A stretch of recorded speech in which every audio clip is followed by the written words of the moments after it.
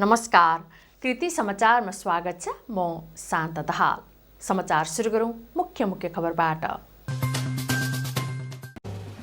विदेशी मुद्रा सञ्चितमा थप दबाव पर्न थालेपछि सरकारमाथि पनि दबाव सिर्जना। 10 महिनाको अवधिमा 18%ले मुद्रा सञ्चितमा कमी।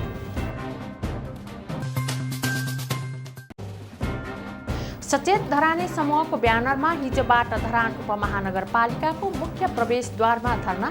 नीति तथा कार्यक्रम साथै बजेट प्रभावित हुने खतरा। नेपाल विद्युत प्राधिकरणले हिजोबाट भारततिर विद्युत निर्यात सुरु। भारतमा 364 मेगावाट विद्युत निर्यात सुरु। सरकारले 25 वटा अत्यावश्यक क्षेत्रमा हडताल तथा अवरोध गर्न रोक। राजपत्रमा प्रकाशित। सुनसरीको दुहबी नगरपालिका 5 बुढी पुलमा भारतीय ट्रकले ठक्कर दिँदा एक महिलाको मृत्यु हुनेमा इटहरीकी 58 वर्षीय कृष्ण कुमारी खवास। उदयपुर चौदण्डी गढी 7 बेलटारमा विद्युत सर्ट भई एक घरमा आग लागि। करिब 10 लाख रुपैयाँ बराबरको क्षति। सुनसरी भन्सार कार्यालय सेतुबन्ध कोशी ब्यारेजद्वारा भारी परिमाणमा चिनी बरामद। 66,000 रुपैयाँ बराबरको 22 बोरा चिनी बरामद। र ज्यान मार्ने उद्योग मुद्दाका आरोपी मोरङ केरावारी गाउँपालिका 2 का भक्त बहादुर ठकुरीको मृत्यु।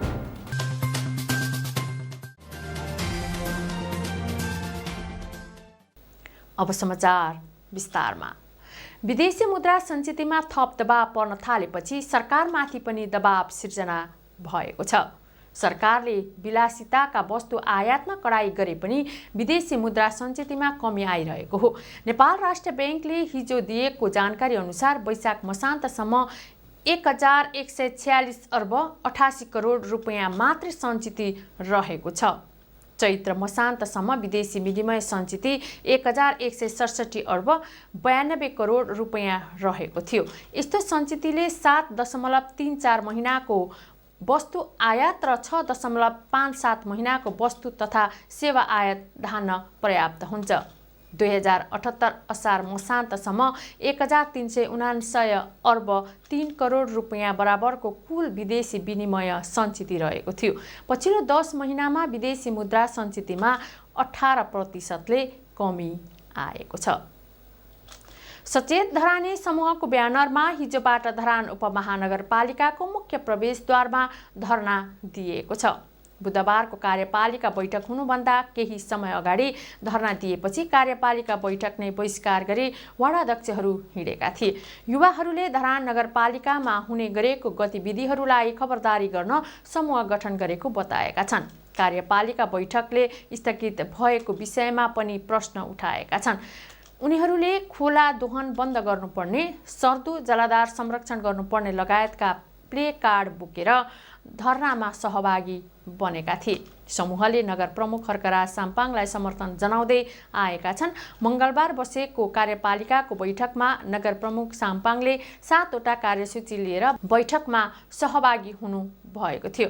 त्यसमध्ये 2 वटा कार्यसूचीप्रति धरानका वडाध्यक्षहरूले आपत्ति जनाएका थिए, जसमध्ये खोला उत्खनन र जनप्रतिनिधिहरूलाई निगरानी गर्ने विषयप्रति आपत्ति जनाएका थिए। 2 वटा कार्यसूची पारित नभएपछि अर्को दिन बैठक बस्ने भनिएको थियो, तर त्यस दिन पनि नगर प्रमुख साम्पाङका समर्थकहरूले मुख्य प्रवेशद्वारमा धरना दिएपछि वडाध्यक्षहरूले बैठक बहिष्कार गरेका थिए। अहिले नगरलाई नीति तथा कार्यक्रम साथै असार 10 गते भित्र बजेट ल्याउनु पर्ने दबाव छ। नेपाल विद्युत प्राधिकरणले हिजोबाट भारततिर विद्युत निर्यात गर्न थालेको छ। प्राधिकरणले स्वीकृति पाए जति अर्थात् 364 मेगावाट विद्युत भारत निर्यात गर्न थालेको हो। देशभित्र खपत गरी बाँकी रहेको विद्युत प्रतिस्पर्धी दरमा भारतमा बिक्री गर्ने निर्णय गरिएको थियो। गत 19 जेठबाट भारतीय ऊर्जा एक्सचेन्ज आईएक्स मार्केटमा प्रतिस्पर्धी दरमा बिक्री सुरु गरिएको हो। भारतको विद्युत मन्त्रालय अन्तर्गतको केन्द्रीय विद्युत प्राधिकरणले 6 वटा जलविद्युत आयोजनाबाट उत्पादित विद्युतलाई स्रोत मानी 364 मेगावाट विद्युत आइएक्स मार्केटमा बिक्री गर्न नेपाल विद्युत प्राधिकरणलाई स्वीकृति दिएको थियो। गत चैतमा प्रधानमन्त्री शेरबहादुर देउवाको भारत भ्रमणका क्रममा नेपाल भारतबीच ऊर्जा क्षेत्रमा सहकार्य सम्बन्धी संयुक्त दृष्टिकोण पत्र जारी भएको थियो। सरकारले 25 वटा अत्यावश्यक क्षेत्रमा हडताल तथा अवरोध गर्न रोक लगाउने निर्णय राजपत्रमा प्रकाशित गरेको छ। आवश्यक सेवा सञ्चालन ऐन 2014 को दफा 3 को उपदफा 10 ले दिएको अधिकार प्रयोग गरी सरकारले 25 वटा आवश्यक क्षेत्रमा हडताल गर्न निषेधको आदेश जारी गरेको हो। गृह मन्त्रालयले आइतबार राजपत्रमा सूचना प्रकाशित गर्दै कार्यसूची सार्वजनिक गरेको छ। हडताल गर्न नपाइने सूचीमा डाक, तार वा टेलिफोन सेवा, जल, स्थल तथा हवाई मार्गबाट यात्री वा माल सामान ओसार पुसार गर्ने यातायात सेवा, हवाई अड्डा तथा हवाई जहाजको देखभालमा हडताल गर्न नपाइने भएको छ। सरकारले हात हतियार, खर खजाना वा अरू कुनै सैनिक सरसामानको उत्पादन गर्ने, थन्क्याउने, वितरण गर्ने कामसँग सम्बन्धित नेपाल सरकार रक्षा व्यवस्थाको कुनै पनि सेवामा अवरोध गर्न नपाइने उल्लेख छ। त्यस्तै सञ्चार, आन्तरिक सुरक्षा कार्यसँग सम्बन्धित खानेपानी सञ्चालन तथा वितरण, पर्यटक आवास, मोटेल, होटल, रेस्टुरेन्ट, रिसोर्ट सेवामा पनि अवरोध गर्न नपाइने उल्लेख गरेको छ। सरकारले पेट्रोलियम पदार्थ, एलपी ग्यास समेतको पैठारी, ढुवानी, भण्डारण तथा वितरणमा समेत हडताल गर्न रोक लगाएको छ। यस्तै अस्पताल तथा स्वास्थ्य केन्द्र सञ्चालन सम्बन्धी सेवा, एम्बुलेन्स जस्ता सेवा, औषधि निर्माण, बिक्री, वितरण, फोहोर मैला सङ्कलन, ढुवानी लगायतमा पनि रोक लगाएको हो।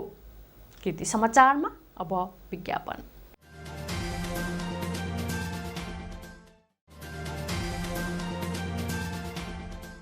कृति समाचारमा पुनः स्वागत छ। अब बाँकी समाचार।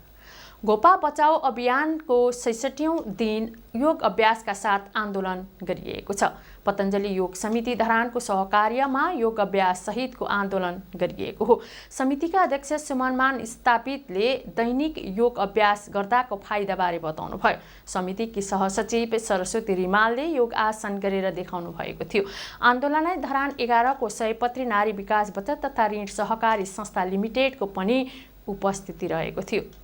सहकारीले आफ्नो सामाजिक उत्तरदायित्व अन्तर्गत अभियानलाई सहयोग गर्दै नगद 5000 रुपैयाँ सहकारीकी उपाध्यक्ष कमला खनालले अभियानलाई हस्तान्तरण गर्नुभएको थियो। त्यसैगरी हातेमालो महिला श्रमिक समूह लगायत विभिन्न सङ्घ संस्थाको पनि उपस्थिति रहेको थियो। अबको 10 दिनभित्र आफ्ना मागहरू पूरा नगरे अस्पतालभित्र गएर आन्दोलन गर्ने चेतावनी दिएको छ। आन्दोलनमा करिब 200 जनाको सहभागिता रहेको थियो। कोशी राजमार्ग स्थित सुनसरीको दुहबी नगरपालिका 5 बुढी पुलमा भारतीय ट्रकले ठक्कर दिँदा 1 जनाको मृत्यु भएको छ।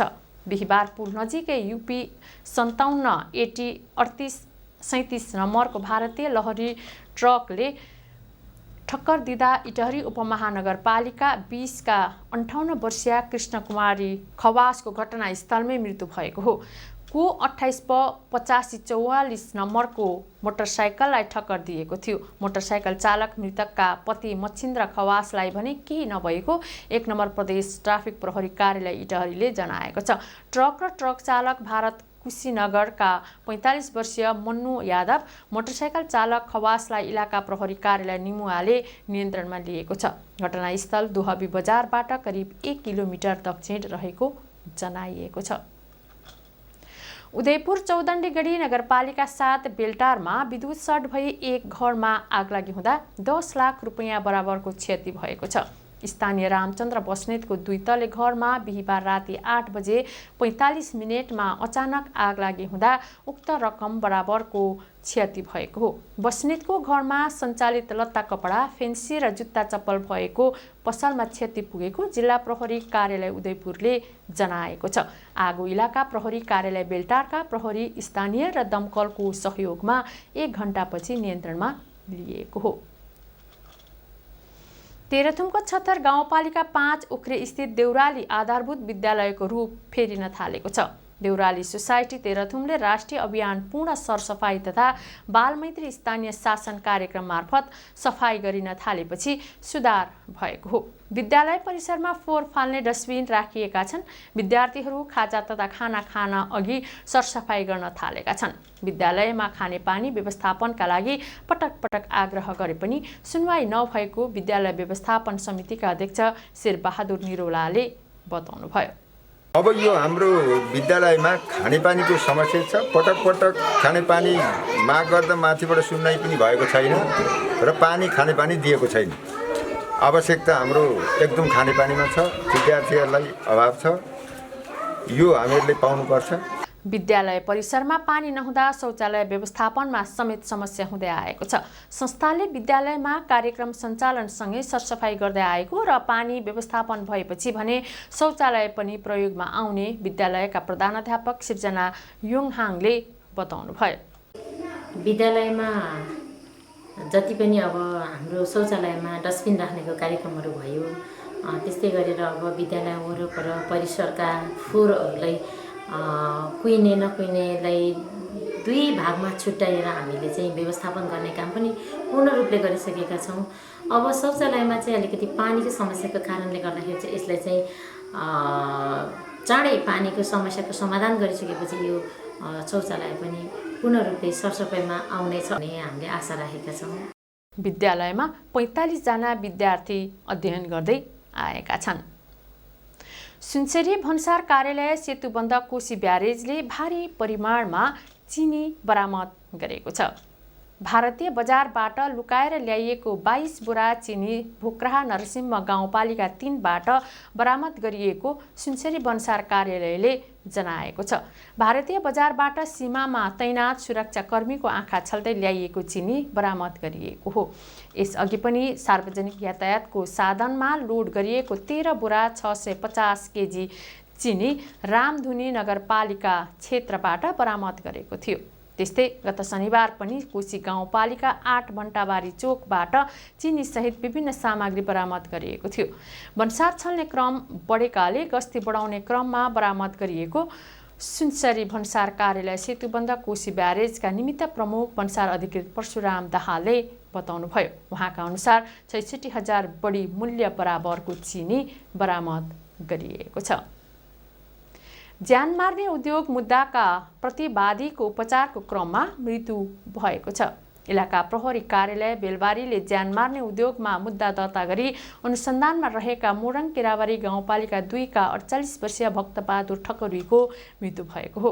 ठकुरीलाई मोरङ जिल्ला अदालतमा पेश गर्नका लागि बिहिबार सरकारी वकिल कार्यालय मोरङमा सोधपुछ गर्ने क्रममा बेहोस भई उपचारका लागि कोशी अस्पतालमा उपचारको क्रममा मृत्यु भएको जिल्ला प्रहरी कार्यालय मोरङले जनाएको छ। उनको शुक्रबार मृत्यु भएको हो। मृत्यु भएको विषयमा छानबिन गर्नका लागि समिति गठन भएको छ। कृति समाचारको अन्त्यमा पुनः मुख्य खबरहरू। विदेशी मुद्रा सञ्चितमा थप दबाव पर्न थालेपछि सरकारमाथि पनि दबाव सिर्जना। 10 महिनाको अवधिमा 18% मुद्रा सञ्चितमा कमी।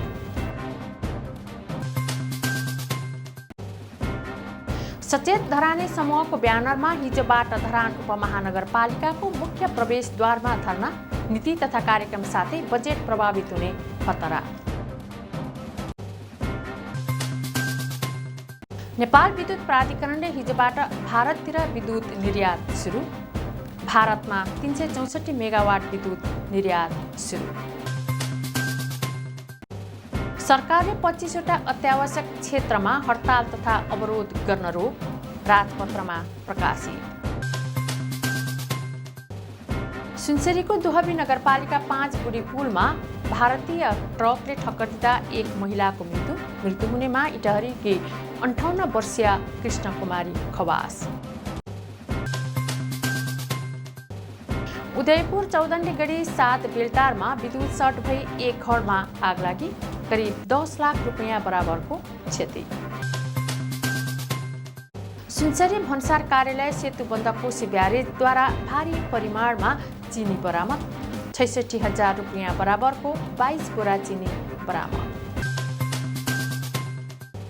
र ज्यान मार्ने उद्योग मुद्दाका आरोपी मोरङ केराबारी गाउँपालिका 2 का भक्त बहादुर ठकुरीको मृत्यु।